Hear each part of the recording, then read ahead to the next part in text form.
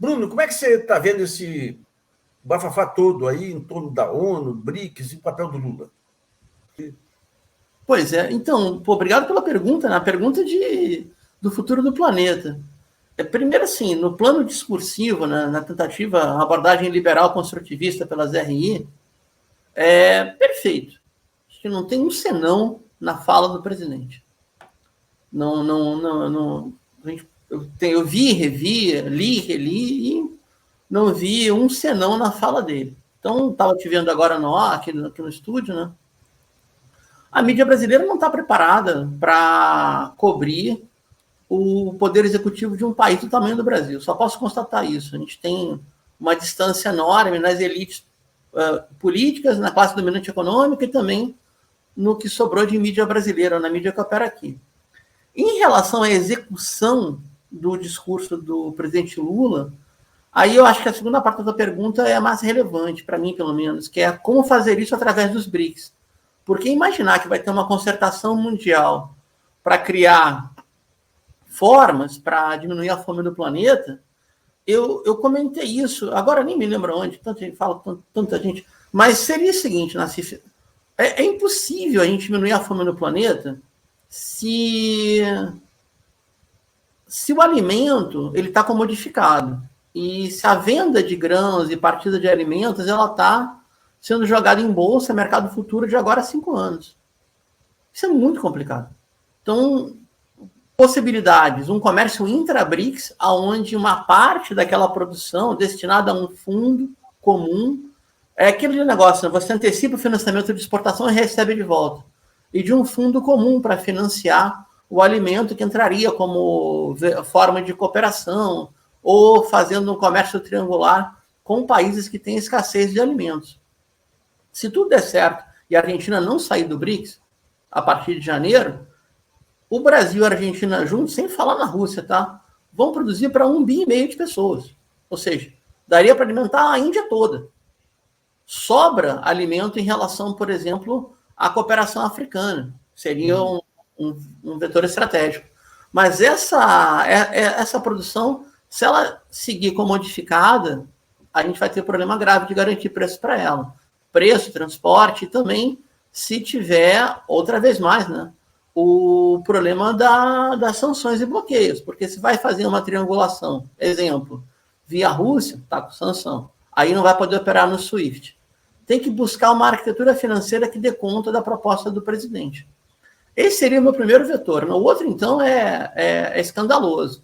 Aí teria que ter um arranjo mundial, se me permitir só falar, depois a gente debate, que é dar um jeito nos paraísos fiscais.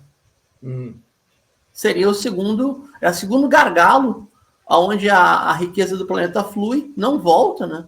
Não volta, e cada paraíso fiscal tem uma potência protetiva ou protetora. Isso é uma fantasia. Você tem Delaware nos Estados Unidos, no próprio Estados Unidos você tem Delaware lá, que é um paraíso fiscal. Tem, onshore. E tem Nevada também, que ninguém fala. Nevada é um paraíso fiscal para que a máfia criou para si mesmo, por exemplo. Né? E os bancos ingleses operam com os paraísos nas ilhas que são territórios associados. E a mera implantação de um imposto mundial, você acha que não resolve? Olha, já ajuda, né? O glorioso taxa Tobin, né, de 81, já ajuda. Tem estudos sobrando a respeito. E esse estudo, ele precisaria passar por Nassif, eu estudei bastante a autorregulação dos bancos de investimento depois da bolha imobiliária de 2007 e 2008. Né? Aí tem um debate que eu acho meio pretencioso, mas eu me atrevo a fazer contigo pela confiança, que é o seguinte, né? Se houve uma crise, né, uma crise cíclica, ou se houve uma farsa, uma fraude fiscal, uma fraude bancária. Por quê? Porque é um axioma. É possível um operador de capitais tamanho da, sei lá, é possível a Merrill Lynch fazer corretagem, tendo informação perfeita e se equivocar, por exemplo? Né? Claro, é possível, né, o Lehman Brothers ter equívoco? E a questão daquele seguro, que foi a bolha que surgiu, era tão óbvio que você estava numa bolha que ia estourar, que tem razão. Então, aí eu vou fazer a segunda parte da minha frase, né? E não é que, eu tenho até texto sobre isso, tem que resgatar aqui, Nassif, não é que a regulação para evitar a bolha foi feita pelos as próprias instituições financeiras que a criaram? Claro, claro. E quando E você aí pega não tem toda a jeito, emissão então... de moeda, foi para o setor bancário. Quando você pega Claro, a aí... Europa, arrebentaram com a Itália, com a Grécia e tudo para garantir o setor bancário.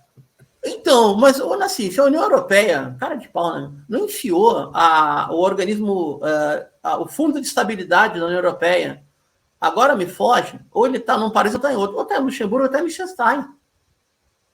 Ou seja, o próprio fundo gera especulação em torno dele. Então, essa informação intrabanco, que só o SWIFT tem, precisaria ou um SWIFT para operar essa tributação, né? E aí teria que botar de volta os países bloqueados, como Irã e Rússia, ou então um acórdão intrabancário extra-SWIFT, extra-Basileia, para tributar esses lugares. Ou então já estabelece uma tributação de cara em países, em lugares destinados. Por exemplo, vou dar exemplo do Cone Sul, tá? Com todo respeito ao amado e querido Uruguai. Mas tem que tributar, não é possível. O Uruguai é a lavanderia da Argentina, todo mundo sabe isso, sabe disso, né? Tem que tributar as contas no Panamá, nas Bahamas, em Caimã e outros lugares mais que são conhecidos.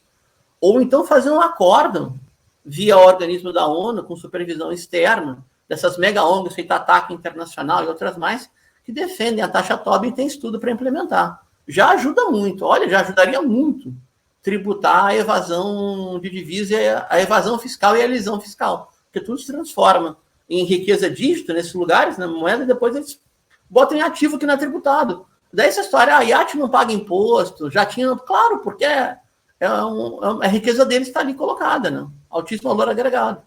Seria por aí. Isso. Aliás, um ponto interessante com essa questão de paraísos fiscais foi quando teve a privatização do setor elétrico brasileiro. Você pega uma grande empresa americana, não lembro o nome, do setor de energia. Ela montou uma empresa com outro CNPJ num paraíso fiscal, veio ao Brasil, pegou um financiamento do BNDES, comprou os ativos que ela tinha que comprar e deu como garantia as ações dos ativos. Ou seja, não foi um tostão. Então, quando explodiu tudo lá, isso foi do governo Fernando Henrique. O Lessa estava no BNDES, foi uma encrenca para poder resolver. E quem ajudou a resolver foi um grande colaborador nosso aqui, que foi o falecido André Araújo aí, que ajudou a pensar em modelos para... Ou seja, toda espécie de maracutaia aí, toda espécie de maracutaia. Né? Então, olha o caso da Enron, que é o caso clássico, né, da virada do século. Eles criaram uma empresa em paraíso fiscal, colocaram recursos nessas empresas, como Shell Company, ninguém sabia que era o proprietário. Elas botaram uma dinâmica de alta, né, uma dinâmica de alta, de procura de alta nas ações da Enron, criaram balanços fictícios, a empresa sobrevalorizou, estava no mercado de energia e ela decretou a quebra, porque os executivos roubaram a própria empresa e mandaram de volta para o paraíso fiscal o recurso da empresa para outras que sequer existiam, de fato.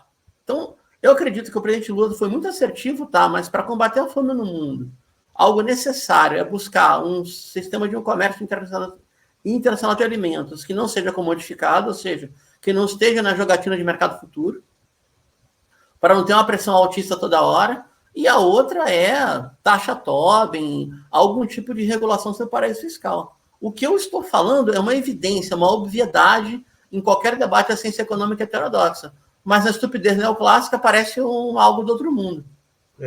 Agora, em relação à questão dos alimentos para o mundo, aí, tem que fazer o que a China faz, aí, impedir a financiarização do mercado de commodities. Isso é uma maluquice. É isso. Alimento, uma coisa central para a vida das pessoas, para os índices de preços, ficam submetidos a jogo financeiro. Isso é uma maluquice. Aqui no Brasil, o que aconteceu depois do Temer aí, de acabar com todo o estoque regulador, a primeira explosão do preço do arroz foi aquele caos ali, né? Pois é, não tinha para. Não tinha. Se alguém ligasse, né? Eu até fiz esse exercício, né, para outro trabalho que eu tinha. Ligasse para grandes empresas produtoras de arroz até para exportar, não tinha. Não tinha nem para o mercado doméstico, nem para exportar, no auge da pandemia. Como é que não vai ter arroz? Aí a direita pode falar assim, né? Mas a China consegue controlar porque tem mão de ferro, partido único, etc. A Índia também controla. A Índia não tem alguns produtos que a Índia não deixa comodificar, não deixa financiarizar. O arroz é um deles.